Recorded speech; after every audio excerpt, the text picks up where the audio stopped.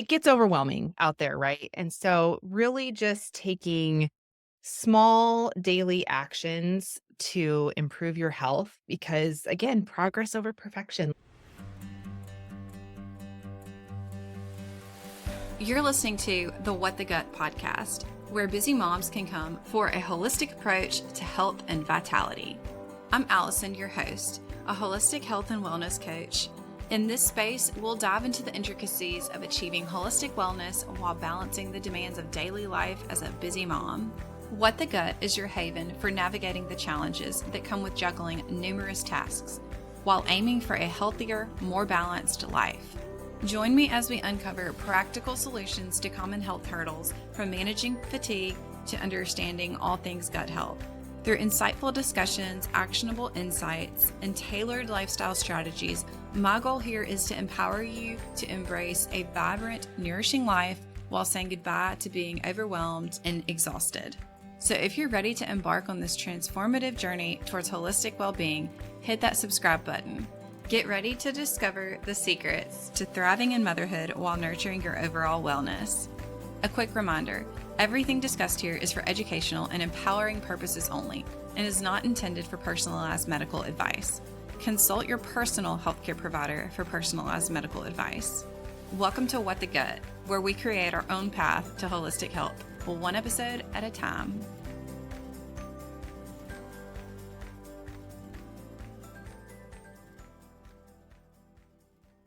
Welcome back to What the Gut. Today, I'm joined by Stephanie Crabtree. She's a dietitian with a deep passion for helping women shift from restriction to true nourishment. She believes that food should be a source of joy, not stress, which I do as well. And Stephanie is on a mission to teach busy moms how to fuel their bodies in alignment with God's design. Stephanie's journey is one of many that we can relate to, navigating career shifts, motherhood, and a healthcare system that often misses the mark on true prevention. Through functional nutrition, gut health, and simple daily habits, she's empowering women to take control of their well-being and build generational health.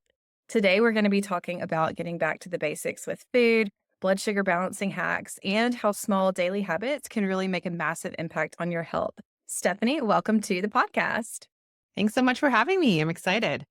I'm really excited to have you here too. I feel like our stories, just the general gist of it, it's so similar. Like, we're both moms. We both have seen the traditional healthcare system just like miss the mark. And while I'm not a dietitian, I just absolutely love nutrition and explaining like how our blood sugar balance works and just the importance of it, even if you're not a diabetic. I think that's a big misconception. So I just have all the questions and would love to hear from you. But I'm curious, like, how did you get into what you're doing now? I know that you did have a big career shift. Absolutely. So yeah, I was a traditionally trained dietitian, did clinical nutrition for over a decade, working in ICUs and oncology and all the things. And the biggest shift for me was when I started having kids. So I had my first and I started getting weird skin rashes and just all the weird things that happen with pregnancy. And I was like, oh, it's just a pregnancy thing. And then I was like, oh my goodness, I have this baby and I have to feed her. What, as a dietitian, I felt like I didn't know what to feed my child. And so then I started digging into like, what should I feed my child? I didn't want to do the traditional rice cereal and things like that. And so I just dug deep into foods for babies. And that's where it all started. And it was like every year I started learning more and more new things. Oh my goodness, I should be filtering my water. I had no clue that there was all of this nonsense in my water. And so Right. it was just like, it was little things truly over the course of the past, she's almost 10, so decade, that Okay. I just My started. oldest is 10 as well. Oh my So, gosh, I love it. and that's how my health journey started too. Yeah. And after about year 12 in the clinical nutrition space, COVID hit and everything changed from the hospital perspective. And I just really burnt out. I'd had my third baby. Um, I and did I just, around COVID. I love it. Oh my gosh. I just felt like I couldn't do it anymore. I was in an oncology clinic and the only thing we could offer our patients was Ensure. And I could not support giving patients Ensure anymore. Like the ingredients were awful. Like I wouldn't have my relative drink this. And when I would mention other things, they'd be like, oh no, we just need to make sure they get their Ensure. And I was like, no, I don't want to be telling people this. And so that's when I realized that my time was up. And truly, I'd been praying about it, and the Lord kind of released me from that job. I loved it with a passion for so long. And I was like, I'm going to do this the rest of my life. And then I just felt this kind of release from it. So, It served its purpose yeah. while uh, you were there, but now it's time for other things. Yeah. Yep. And so then I took about a year off to just ask God, what's next? I have no clue what I'm doing next. I didn't want to get back into a clinic.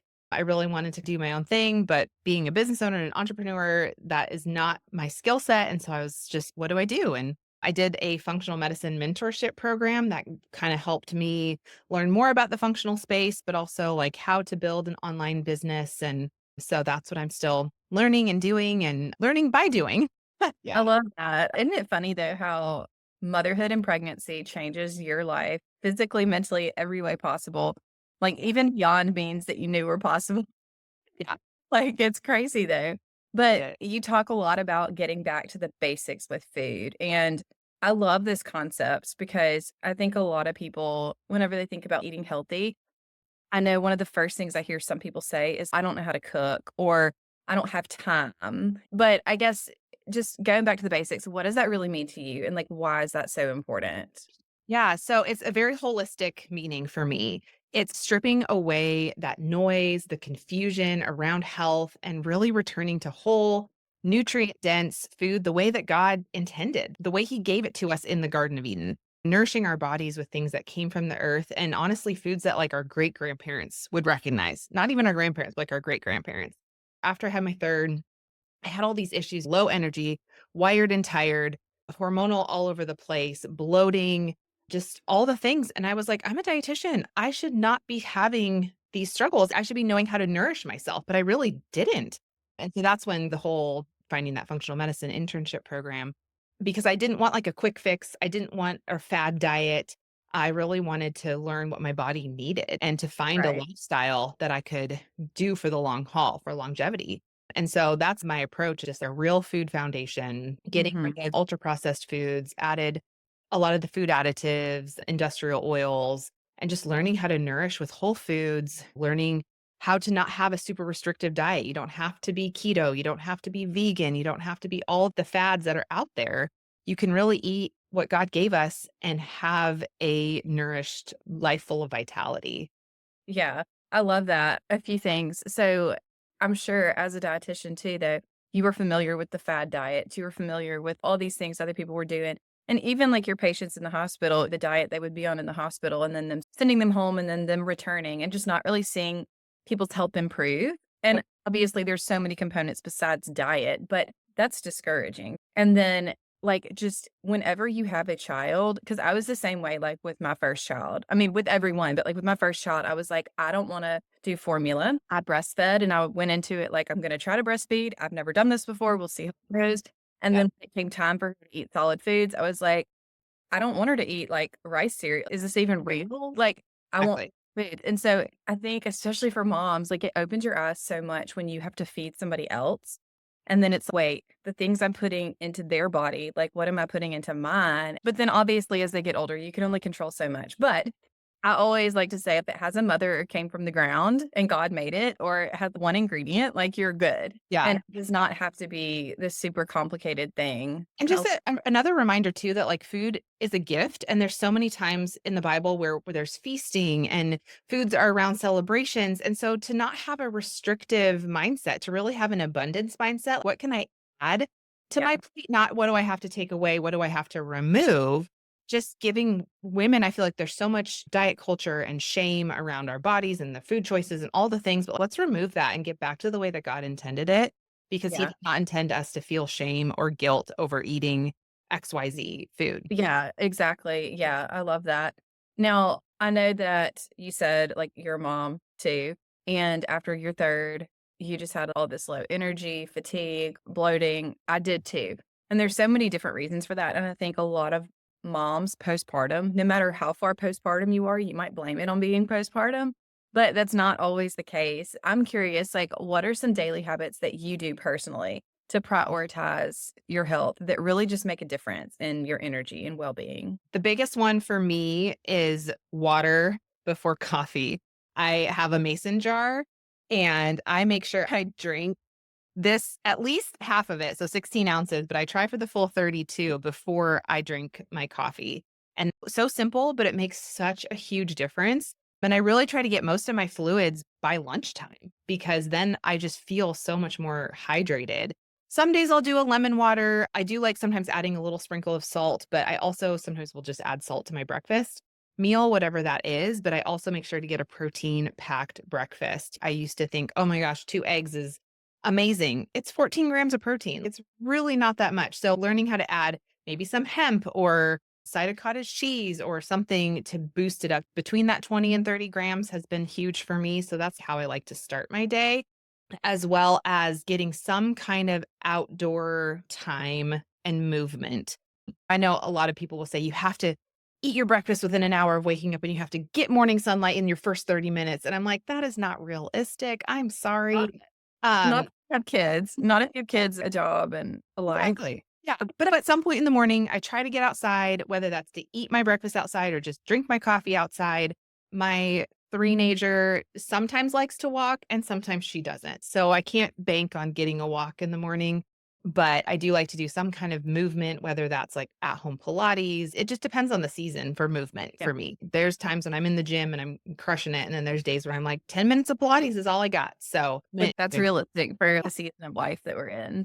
and then we'll talk about blood sugar hacks at some point, but those are huge and like little things that I can do at each meal to balance my blood sugar so that I don't feel spiky. Because when you spike your blood sugars, you get that brain fog, you get the afternoon fatigue. I personally would get jittery. You start to have those sugar cravings. I used to crave chocolate after every single meal, and I don't anymore. I make sure to incorporate the blood sugar balancing hacks. And then I've really learned how to focus on sleep. Sleep hygiene has become huge for me, and so having a nighttime routine where I'm not on my screen, where I'm stopping eating at least 2 hours before I go to bed. I do take a magnesium before I go to bed. Just little things like that where now I can actually get into bed and I'm not wired and tired. I have more of a general relaxation state.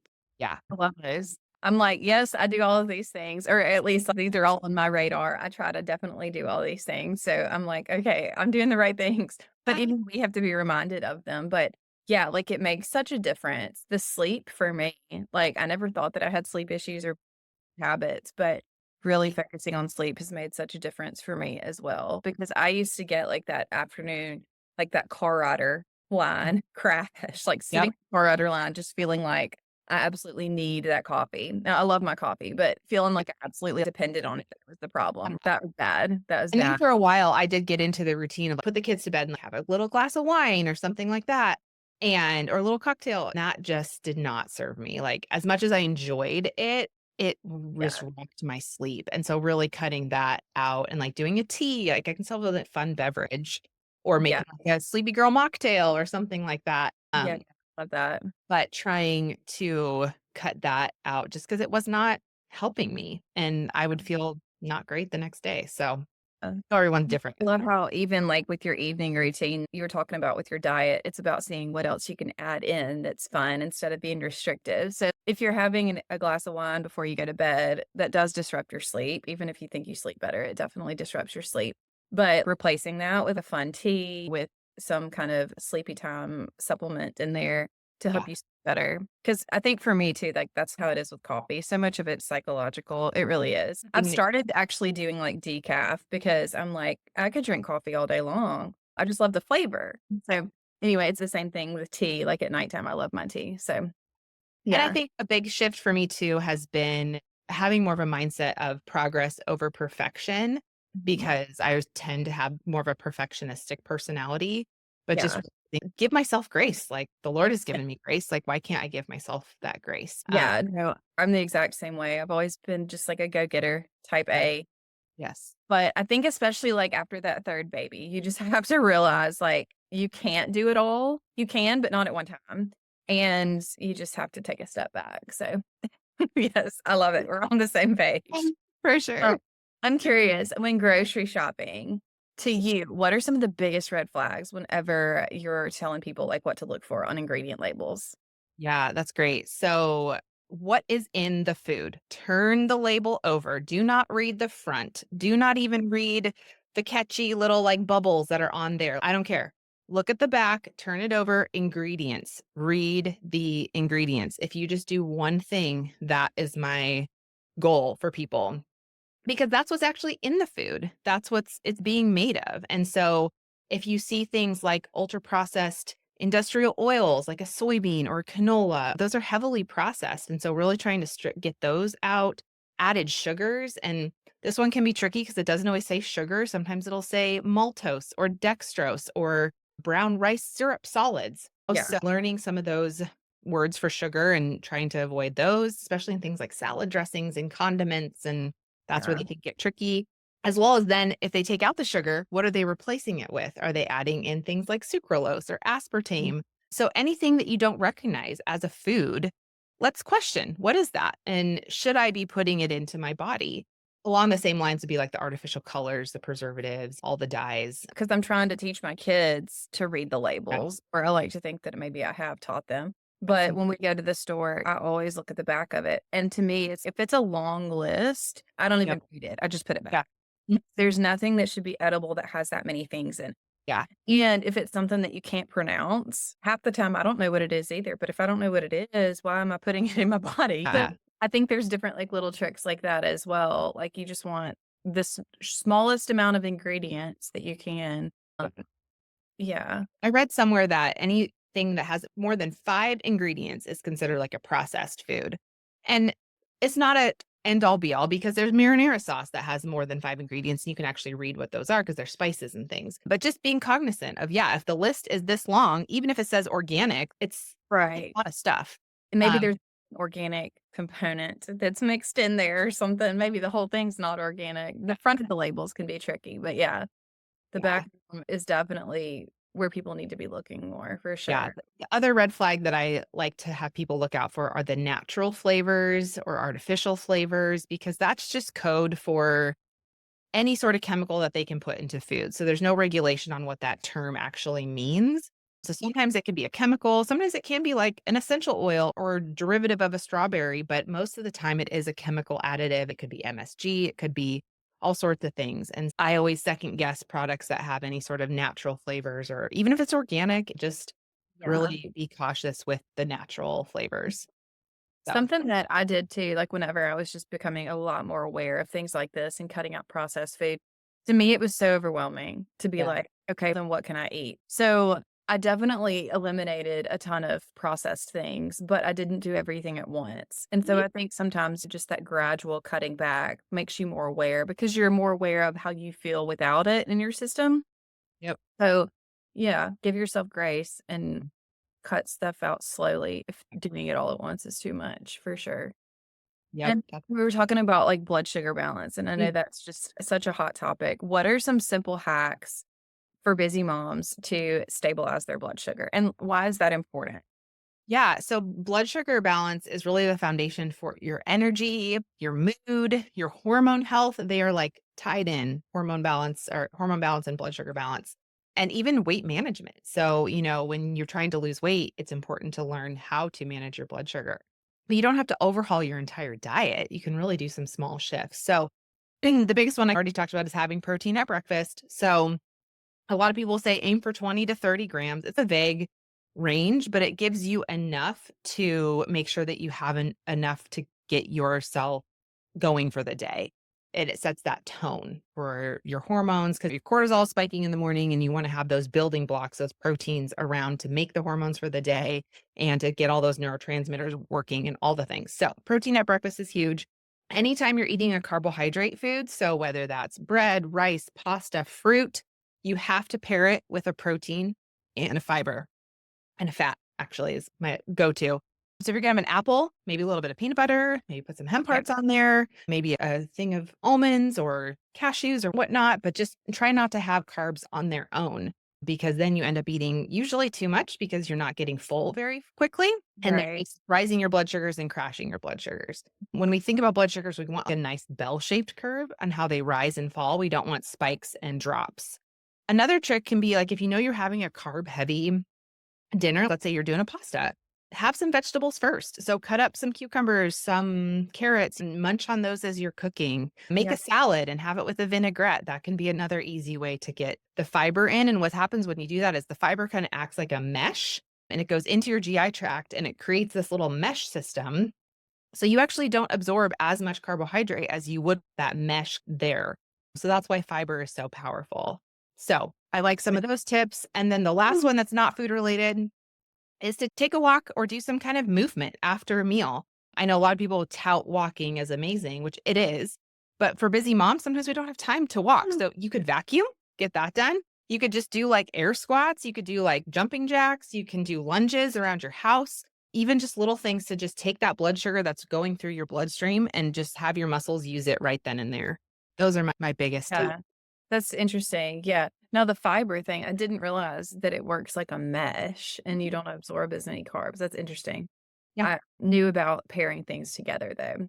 Yeah. That's really cool. Now, you do talk a lot about the connection between gut health and overall health. I do too. And I love it. Now, Uh-huh. can you break down, like in your own words, why gut health is the foundation and how moms can really support that daily? Yeah, I've learned so much about the gut in the past 5 years. But what I think is the most fascinating is all of the connections, right? We've got the gut brain connection, the gut skin connection, the gut immune system connection. So a lot of times they'll call it like the second brain because we have this such a significant axis between the two. And then I think it's 70% of our immune system is in the gut. So that plays a huge role in preventing us from getting sick, as well as absorbing the nutrients and allowing our bodies to have what it needs to function. And so that's why when we have issues in the gut, like we'll see things like bloating, fatigue, skin problems, rashes, because our gut is the zone where everything happens. It regulates our hormones, it regulates our mental health, it helps with inflammation, and it can either be for the positive or the negative. So that's Yeah. why it's so foundational. Yeah, for sure. I think especially as moms, like I was saying at the beginning, having children opens your eyes to so many different things. But after I had my son, a lot of my health issues came to the surface. And that's when I really started looking into and working on my health more. And just the amount of clarity I had once I started working on my gut, like all my brain fog went away. I had so much more energy, and I have no idea, like, how much time I was wasting, or if I hadn't done anything, what kind of mom would I be now? I'd probably still be in the bed. So, it's crazy, but I was not trying to do all those things. I was just trying to, like, work on my gut and eat healthier foods. It definitely is connected to everything, and that's so interesting. So, is there anything else that you wanna leave our listeners with today, Stephanie? I think it gets overwhelming out there, right? And so really just taking small daily actions to improve your health because again, progress over perfection, like these little things, they do add up. So think about all of the different things we've talked about today and maybe write some of them down and just try for one every single day. And consistency over time is going to build your health. It's not a sprint, it's a marathon. And we just need to, again, give ourselves grace and really try to make every day a little bit better with our choices. Yeah.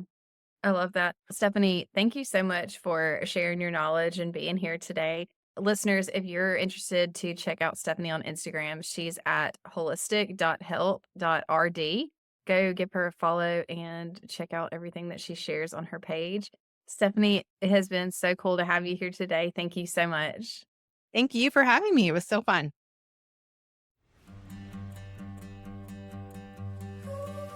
Thank you for being a part of my journey on What the Gut podcast.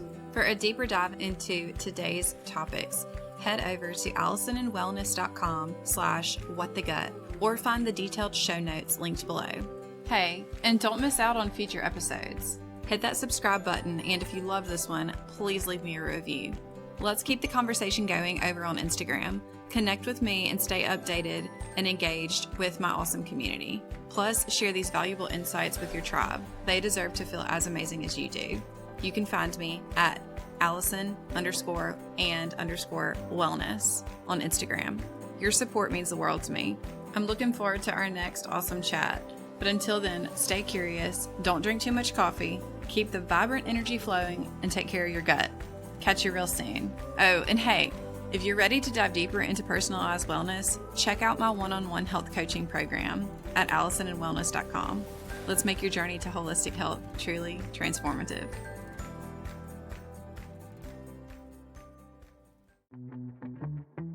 Hey there, it's Allison. And if you're anything like me, coffee is a non-negotiable part of your day.